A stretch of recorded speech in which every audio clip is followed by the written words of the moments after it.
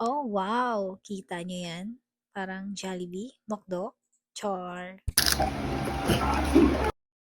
Hi guys! Tara, samahan niyo ako magluto ng isang masarap na fried chicken. Hugasan muna natin.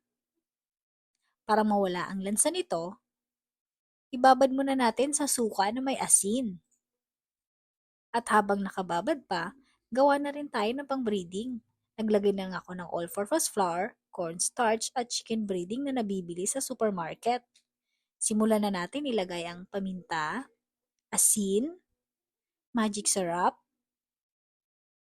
garlic powder, onion powder, at baking powder.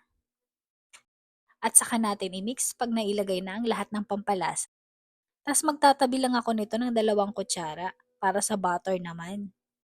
Ngayon, gawa na tayo para sa butter. Kailangan ko lang ng 2 eggs. Mix lang muna natin. At saka natin ilagay ang tinabi nating breading.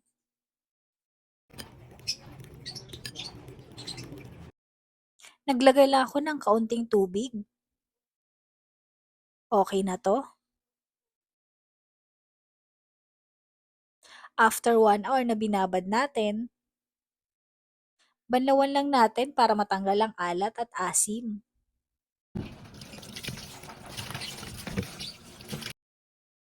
Ito na itsura niya after binabad sa asin at suka.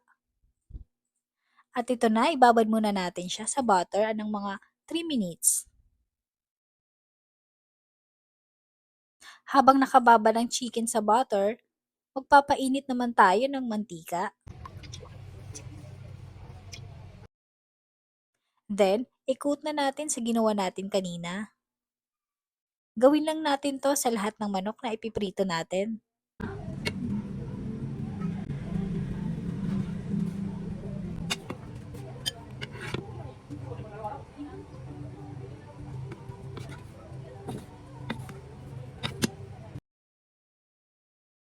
Tanggalin lang ang mga excess na flour para hindi puro lasang harina ang chicken natin.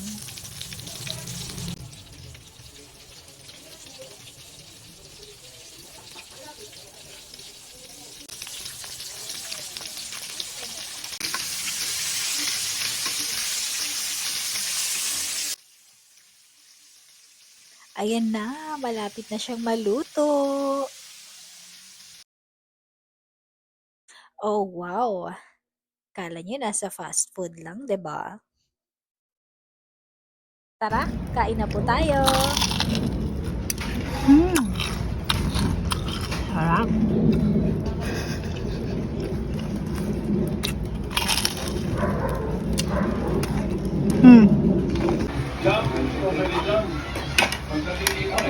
Pangilan mo na yan? Pangatlo. Sarap. Ba't kailangan pa natin maghanap ng ganito ka-crispy kung kaya naman natin gawin sa bahay, 'di ba? Thank you for watching. Bye!